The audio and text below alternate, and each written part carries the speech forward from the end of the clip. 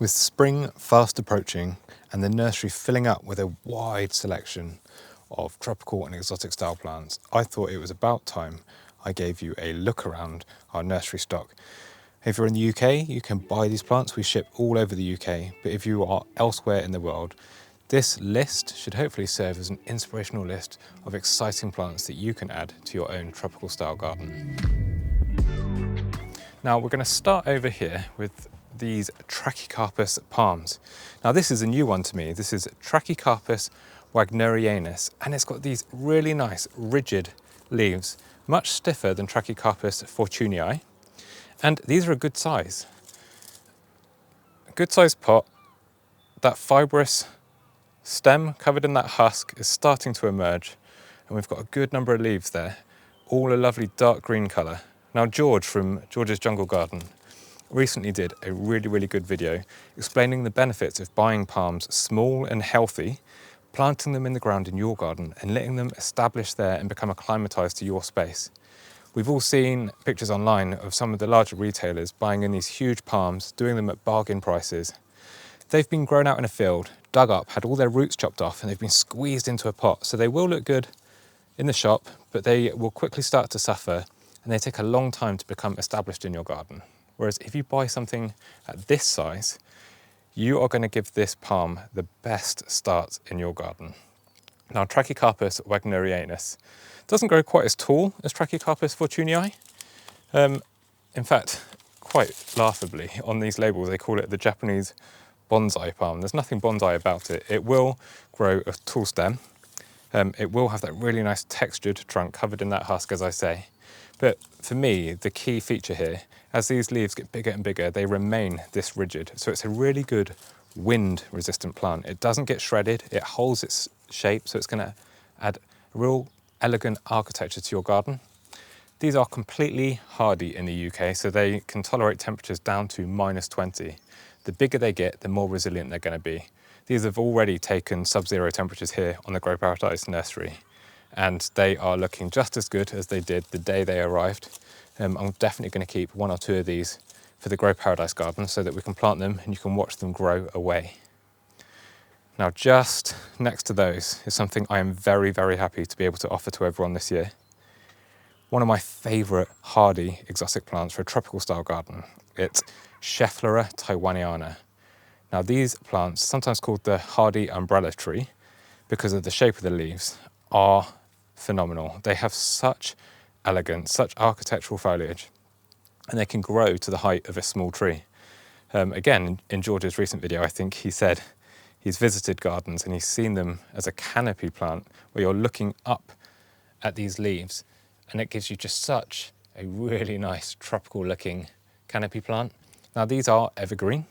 They are hardy down to, I'd say, about -5 by the time they're mature. They will need a bit of protection at this size, but at this size they'll take a light frost easily, but there's no harm in putting a bit of fleece over the top of them just to protect them for this first season, and then let them get into the ground, get their roots established, and they will grow really well over the coming season, and you'll have lovely resilient plants, well acclimatized to your garden, ready to grow away. I mean, doesn't that just look really tropical? It's a good sized pot as well. I think it's a 17 centimetre pot, so there's a good amount of roots. If I fish one out, some of them are multi-stemmed, already pushing out new leaves, so you've got the younger leaves there ready to go. And again, the leaves are lovely glossy dark green colour, really healthy. So chuffed to find these. I got a lot of questions from people asking if I could find larger Schefflera taiwaniana plants for them. Well, here they are, they're ready to go, and we've got lots online. Let's head over to this side. Tree ferns. Now, these small ferns are one that you might be familiar with. This is Dicksonia antarctica. This is the hardy tree fern. Now, at this size, obviously they don't have that signature tree fern trunk, but they will put out enormous fronds that in a mild winter remain evergreen. They are very hardy, very cold resilient. So if you plant one of these ferns underneath your larger shrubs, you're going to have a really tropical looking understory of evergreen foliage And under larger shrubs, there's going to be a warm microclimate. So chances are your Dicksonia tree ferns will remain evergreen and keep things looking lush through the winter months. We've got these in 9 centimetre pots, which is a really nice size to get them in the ground. I think Simon Maybury from his Leeds garden posted a picture on his Instagram recently showing the size of one of his that he bought 3 years ago in a 9 centimetre pot.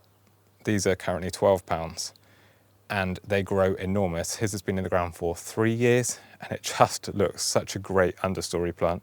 They will eventually put on a trunk, but the rate of growth on this tree fern isn't very fast. It's more about tough, kind of semi-rigid foliage, but to jungle proportions and rainforest proportions. Now, if you're looking for a tree fern that grows faster, then look no further than these. This is Cyathea cooperi, or Cooper's tree fern. Now, they are already unfurling fronds, and they do this all season long. Unlike Dicksonia antarctica, these grow all season long, continually pushing out new fronds. I've seen them put on a foot or two of stem in one season if you give them plenty of moisture, plenty of high nitrogen feed to help them push out these enormous leaves, because these leaves can get to maybe 1.5 meters to 2 meters long. These will grow into monsters. Now, these aren't quite as hardy as Dicksonia antarctica. I've seen them grow in locations where temperatures don't drop far below zero, with a bit of protection from horticultural fleece when it's needed. But I love growing these. If you can grow them in a pot and just keep potting them up each year, they will grow into monsters. I'll put a picture of one up that's growing at Abbotsbury Subtropical Gardens. Each year they just wheel it into a frost-free greenhouse and it grows away really, really happily. You will get to a point where you will be sat underneath these fronds, looking up at the blue sky, really feeling like you're in a jungle space. Cyathea cooperi. And again, good sized pot. I think that's a 12 centimetre pot. I've got a few of these in. It's first come, first serve, I'm afraid. As you know, we're in a tiny nursery space, so we haven't got a lot of space to hold a lot of stock. There's another fern we've got here. This is a Dryopteris. Muddling up my words there. This is, again, a hardy fern. Now, this is an unusual fern. It looks really Jurassic. You can't really tell at this stage, but unlike other ferns that have this more feathery texture, Dryopteris seboldii have these really thick, almost glaucous blue leaves with a paler underside, and these leaves will get to 1 or 2 feet long, maybe growing to a height of about 60, 75 centimetres tall. It's such an eye-catching fern. When you plant it amongst other ferns, it contrasts beautifully against this feathery foliage. Now, in mild winters, it will remain evergreen. But if you are growing it somewhere that gets a severe cold, it's just going to need a little bit of protection. But it will grow back in spring if the foliage does get defoliated in a cold winter. I've also added another fern to the nursery's range, and that is another Dryopteris. This one is called Cristata the King, which is a really emboldening name. Now, it's called Cristata because the leaves are cristated. You can see there, it splits at the end, if I can get it to stop shaking, and all the way up the leaf as well. So it gives it this really unusual appearance. The ends of the fronds start to twist and kind of recurve back on themselves too. Now, the king alludes to the fact it gets quite large. It can grow to 1 meter, 1.5 meters in height. If you get them in the ground now, they'll get those roots down, those fibrous ferny roots. You can see it's ready to go. It's already coming out the bottom of the pot. And this will grow into quite an architectural fern that, again, will remain evergreen in mild winters, but will quickly regrow in spring if it has become defoliated. It's really nice adding some hardy ferns to the mix, or hardy plants at all, really, because we don't want every single plant to be hard work. It's nice to have some rarities that need a bit of extra care through winter, but if you can add 1 or 2 things that just do the hard work for you and give you the reward so you can sit there and enjoy them, then it makes the garden a bit less labour intensive, which means that you as a gardener get more time to enjoy it. Now, another hardy plant is this. Fatsia japonica. Now this, when it was originally bred, was called Merukomo Nishiki or something like that. It's now retailed as camouflage. It's an evergreen Fatsia. It will grow to the same size as all other Fatsias, but it has this almost tricolour variegation. It has golden green, dark greens and a mid-green, much like a camouflage print. So it's something a little bit different, architectural, and it will look good in your garden. And again, we've got these in 1 litre pots at the moment, so if you plant that out in the next few weeks, when all risk of frost has passed, just to give these young plants a good start, then you're going to have a nice evergreen shrub to look at through winter next year that has a range of colours that's going to really brighten up the garden. While we're here, Tillandsia usneoides, or Spanish moss. We've just had a fresh delivery of these. We sell out frequently because it's just such a nice plant to hang off arches, other garden structures, or larger shrubs and trees in your garden.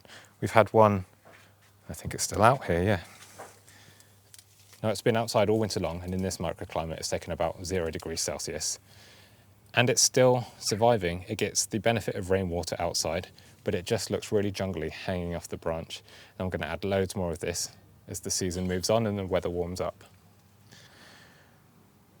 And we've also added some climbers into the mix this year, mostly because there are a few that I wanted, and I managed to find enough that I can share it with all of you. So this is Lonicera brownii Dropmore Scarlet. This is a really nice honeysuckle. It's hardy in the UK and it has scarlet red flowers. Some of the reddest flowers you've seen on any honeysuckle. Now it's got the benefit of being hardy and very, very fast growing, which is good. If you're looking to cover a trellis or an ugly wall or something, then planting honeysuckle in your garden is going to be great, and it attracts so many butterflies and bees. And after the flowers are pollinated, you can see it's just budding up to flower already. After the flowers are pollinated, you'll get berries that will attract birds into the garden as well. Now this is the first honeysuckle that we've currently got available. This one is deciduous, so it's going to die back to sticks in winter. But I wanted one that was semi-evergreen as well. So we've also got Lonicera japonica Redworld. Now this is semi-evergreen, it's very, very vigorous. I'm going to grow this over the top of the greenhouse, I think, so that we get a bit of shade in summer. And you can see what the flowers will look like there. This is a very, very fragrant plant. So I want it near the greenhouse so that we get to enjoy it when we're on the nursery, and near the garden footpath so that we can smell it every time we walk past. And again, this is going to attract lots of wildlife into the garden, which is a key focus in the Grow Paradise garden this year. We want so much more wildlife because last year it was all about foliage, but attracting the flowers, or growing flowers, really attracts pollinators as well. And then there's one more climber. Now its common name is Dutchman's pipe. This is Aristolochia macrophylla. This climber, with its, they look like they're going to be tiny, but these grow to dinner plate sized leaves about 30 centimetres across. It's very vigorous. It will grow, cover any wall, any archway with big jungly leaves. And when mature, it produces these really, really bizarre flowers. They open up kind of like a recurved, almost like a sock shape. And when they're ready, this will open up. And they've got this really strange way of being pollinated. Insects are attracted in, they get stuck inside, but it doesn't digest them. It keeps them there just long enough to release a bit of nectar and a bit of pollen. And once they're carrying pollen, it will allow them to escape back out. It's such an oddball plant, and it's hardy in the UK. It will easily take temperatures down to -5. So if you're looking for big leaves, real talking point flowers, then try Aristolochia macrophylla. And last but not least, we've currently got, actually I'll show you some more plants in the greenhouse in a minute, not last but least. This is Catulpa bignonioides aurea, and if you subscribe to the channel, you'll know that we have been growing one of these in the Grow Paradise garden for years, and I think it's my second favourite tree, right behind the loquat. Now these are deciduous trees, so if you can buy these now, get them planted in the ground while they're dormant, they are going to be very happy and very well established for the season. Mine puts on easily 3 or 4 foot of growth each year. I chop it back and I get enormous golden leaves. If you allow it to mature and you don't chop it back, you get spires of creamy white scented flowers, followed by enormous, like a foot and a half long bean pods in winter. So it gives it real architectural interest. It's a really great tree. And again, good sized pots. So there's plenty of roots ready to go. Right, let's head over to the greenhouse and I'll show you some of the plants that we've got growing in there. I love this time of year. The greenhouse is full with plants that we've sourced from specialist growers, plants that we've been growing ourselves from seed or from cuttings all winter long. It's just feeling very, very verdant, very green and full of new life, which is great to see at this time of the year. Now I've got some aeoniums here. They're not quite ready yet, so I won't talk about these too much. Euphorbia mellifera, Cross Pasteuri and the cultivar John Phillips. These are our own cuttings that I've just potted on. So these won't be ready just yet, but I can put a link in the description to a page where you can sign up to be notified because we have a long wait list for these. This is our first batch of Musa Basju hardy banana plugs. We've got them at a special price at the moment because it's early in the season, so if you want to get yourself some bargain plug plants of the hardy banana, they grow really quickly. Just pop them up into a pot about this size, 1 litre pot, and they will put on 2 or 3 foot of growth in the first 4 to 6 weeks of the season. We've got lots of seeds at the back there. These are plugs for Semponium Destiny. This is that hybrid between aeoniums, which I've just shown you, and the hardy sempervivums. This one's great because it keeps this purple colour even in the depths of winter, and this will grow to maybe 3 foot across. Grows into a giant. It's one of my favourites, bred by a team down in Cornwall. These we've got up for sale at the moment. This is a great, I'm going to call it hardy because it's taken -5, slightly below -5. If you give it good drainage, this is Melianthus major. Now this is from South Africa and it grows in the rainy season. So it's used to lots of rainfall. It's got these amazing serrated leaves. This will grow into a large shrub on woody stems and it will stay evergreen if you get mild winters. If not, it will die back to the root zone and quickly regrow in spring. Then in late summer, this puts up the most unusual red flowers with really architectural seed pods. But one of my favourite things about this is the foliage. It has a distinct smell of peanut butter. I love it. I really, really like it. The glaucous blue leaf also indicates that it tolerates full sun really well. So if you've got a sunny spot with good drainage, then definitely try Melianthus major. Then in here, what have we got? Again, like I say, this stuff's not quite ready for sale yet. So we've got a sea of Begonia pedata. We've got some Impatiens tuberosa here. That's that pink flowering Impatiens. 2 types of Brassioopsis. This is Brassioopsis hispida, which I grew from seed last year. And then we've got Brassioopsis mitis, propagated from cuttings. These are still in progress. This one's got a green bud emerging, so that might be growing, as has that one. The others are looking like it's going to be 50-50. We'll see. We've got Justicia carnea, the Brazilian plume flower. We propagate these from cuttings. This is something Mastersii. I can't remember the name. I'll put it on screen. These grow enormous, gigantic leaves. These were propagated from cuttings. And Salvia convertiflora there at the back. The Brazilian sword sage or something like that has bright red flower spikes. I love growing plants from cuttings and from seed. That's obviously why I set up a nursery. But I can't grow it fast enough. Definitely not in the space that I've currently got available. Perhaps, maybe, all of you can help me take the next step at some point. But for now, I just wanted to show you around what we're growing in the Grow Paradise Nursery, what we've currently got for sale, and what exciting new plants there'll be ready in the next few weeks.